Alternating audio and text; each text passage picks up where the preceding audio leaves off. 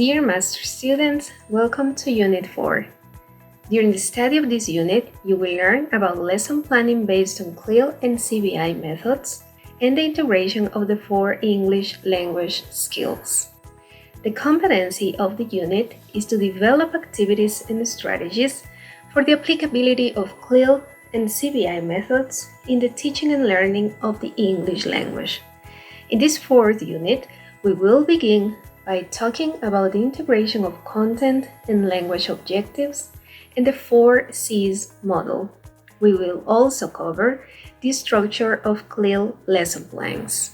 Lesson plans are central for good CLIL teaching. They help us decide which are the materials that we need in order to achieve our teaching goals, learning objectives, and how they should be exploited in class.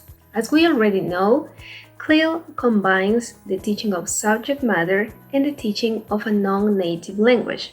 The elaboration of a CLIL lesson plan implies including the linguistic and non-linguistic contents of the lesson, which must be clearly expressed in the objectives section of the lesson plans and communicated to the students. The formulation of content and language objectives must be clear. Content objectives focus on what students should know and be able to do. Lesson plans must contain a short number of really relevant objectives written in simple language so that they can be easily understood by students. Language objectives may be focused on different categories, such as key vocabulary, language functions, language skills, grammar structures, tasks, or learning strategies. There must be clear connection between language objectives and the topic of the lesson. There is a relationship between content learning and language learning. Learners cannot have access to knowledge without having access to the language in which that knowledge is expressed or constructed. Taking into consideration the relationship between content learning and language learning, Coyle, Hood, and Marsh proposed a conceptual map of CLIL based on the 4 C's framework, which shows the interrelationship among content, communication, cognition, and culture. Besides, according to Coyle, Hood, and Marsh, the relation between language and learning in CLIL can have 3 different possible interpretations: language of learning, language for learning, and language through learning.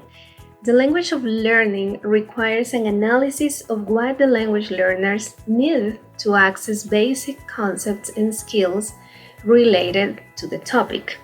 The language for learning is the kind of language needed to operate in a foreign language environment.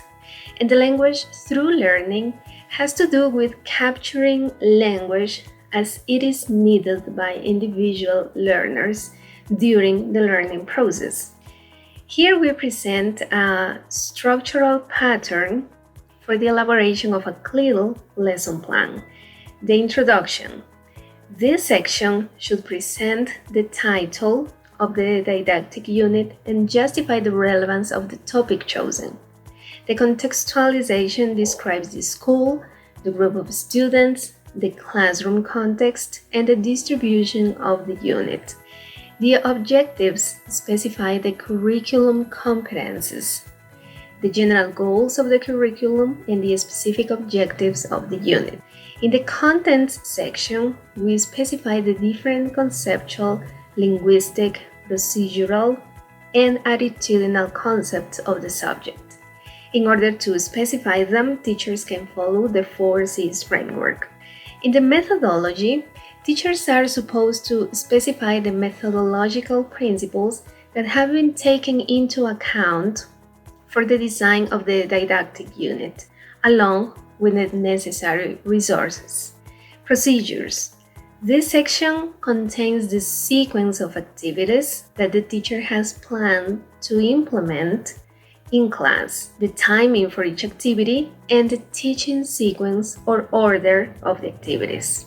In the evaluation part, we should state that what is going to be evaluated, how, and when. Finally, the appendices section shows all kinds of materials presented to the students that could help to understand better the different activities proposed.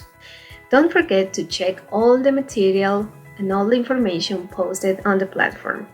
Choose a unit of study for your group of students and create a lesson plan for your CLIL class. And this brings us to the end of Unit 4. Thanks for watching.